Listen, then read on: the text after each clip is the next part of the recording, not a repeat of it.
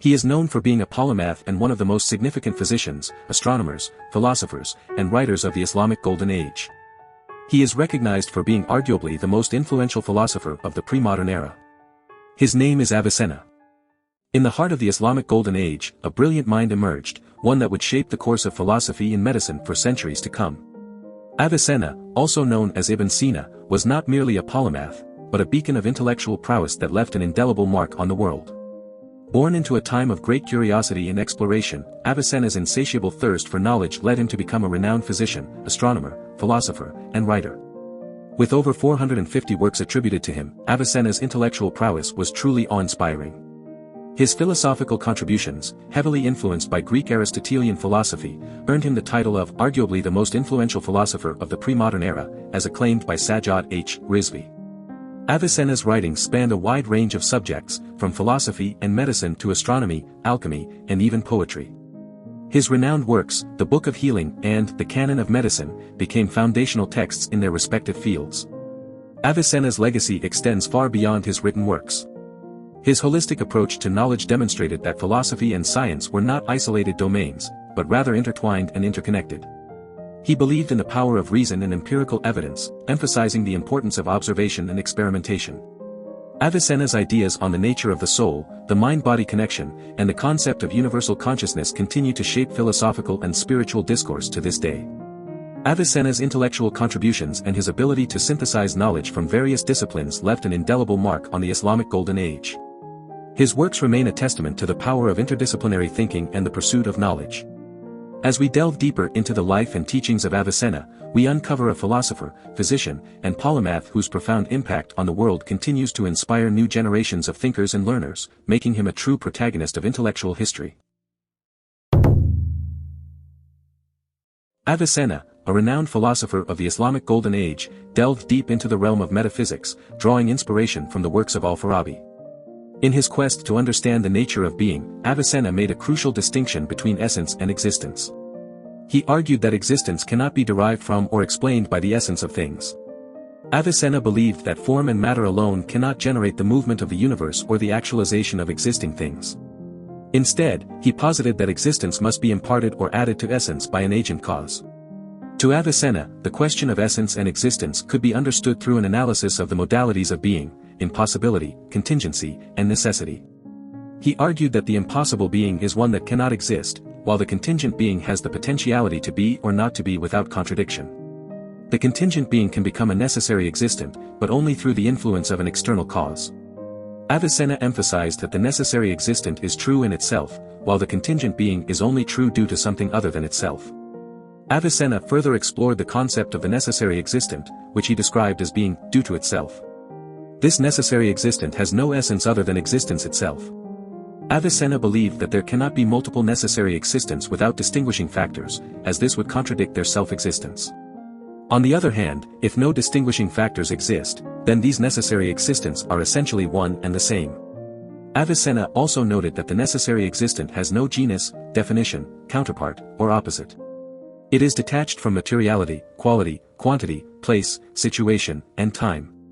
While Avicenna's metaphysical ideas gained prominence, they also faced criticism from some Islamic scholars such as Al-Ghazali, Ibn Taymiyyah, and Ibn al-Qayyim. They questioned Avicenna's theology and regarded it as unbelief or innovation.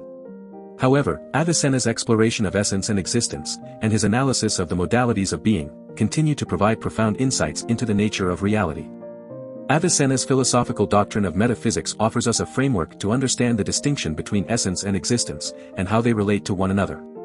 It reminds us that existence is not solely determined by the essence of things, but rather requires an agent cause. This understanding can help us navigate the complexities of life, reminding us that there may be more to our existence than meets the eye. Avicenna's philosophy encourages us to contemplate the nature of being, and to seek a deeper understanding of the world around us. Avicenna, a renowned philosopher and devout Muslim, embarked on a quest to reconcile rational philosophy with Islamic theology. His aim was to scientifically prove the existence of God and his creation of the world through reason and logic. Avicenna's views on Islamic theology were highly influential, shaping the curriculum at Islamic religious schools for centuries.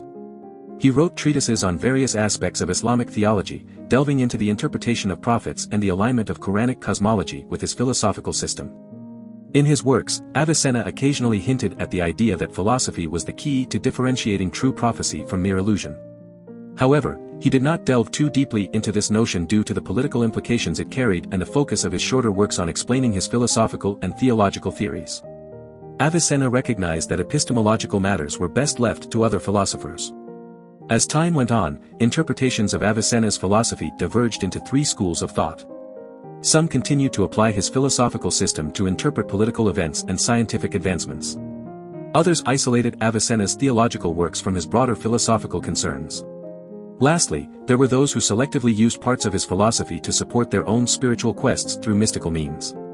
Ultimately, it was the theological interpretation, championed by scholars like al-Razi, that prevailed in the madrasas. Avicenna's reverence for the Quran was evident throughout his life. Having memorized it by the age of 10, he wrote treatises commenting on various surahs from the Quran. In one of his texts, The Proof of Prophecies, he held the Quran in high esteem and discussed several Quranic verses. Avicenna argued that Islamic prophets should be regarded as superior to philosophers. Aligned with the Sunni Hanafi school of thought, Avicenna studied Hanafi law and had many notable Hanafi jurists as his teachers. He even served under the Hanafi court of Ali ibn Mamun. Despite being exposed to Ismaili missionary attempts to convert him, Avicenna remained unconvinced. Medieval historian al-Din al-Bayhaqi believed Avicenna to be a follower of the Brethren of Purity. Avicenna's philosophy and theological insights continue to resonate today. His attempts to bridge the gap between reason and faith offer valuable lessons in dealing with the complexities of our daily lives. By embracing rationality and logic, we may find a deeper understanding of divinity and navigate the challenges of our modern world with wisdom and compassion. In the depths of his contemplation, Avicenna found himself imprisoned in the castle of Fartajan near Hamadhan. It was within these confines that he crafted a profound thought experiment known as the floating man. This experiment sought to unravel the mysteries of human self-awareness and the nature of the soul. Avicenna posited that even in a situation devoid of any sensory input, humans cannot doubt their own consciousness. He invited his readers to imagine themselves created all at once, suspended in the air, isolated from any sensations, including contact with their own bodies. Remarkably, he argued that in this scenario, one would still possess self-consciousness. Through the floating man experiment, Avicenna revealed that the soul is not dependent on the physical realm but is, in fact, a separate substance. The mere conceivability of the floating man indicated that the soul is perceived intellectually, emphasizing its distinctiveness from the body. Avicenna believed that the living human intelligence, particularly the active intellect, acted as the conduit through which God communicated truth to the human mind and bestowed order and intelligibility upon nature. Avicenna further delved into the essence of the self, asserting that the first knowledge of the floating man would be the affirmation of their own existence with the statement, I am. This core understanding, independent of any sensory experience, revealed the soul's self-awareness and existence. Avicenna concluded that the soul should not be seen in relative terms but as a primary given, a substance separate from the body. In this view, the body becomes unnecessary, and the soul becomes its perfection, an immaterial substance. Avicenna's floating man thought experiment not only shed light on the substantiality and immateriality of the soul but also offered insights into our daily lives. It reminds us that our self-awareness and consciousness are not solely reliant on external stimuli but exist within us, independent of our physical surroundings. It encourages introspection and contemplation, urging us to delve deeper into our own existence and the nature of our being. Do you want to explore more philosophers? Who do you want to see featured next?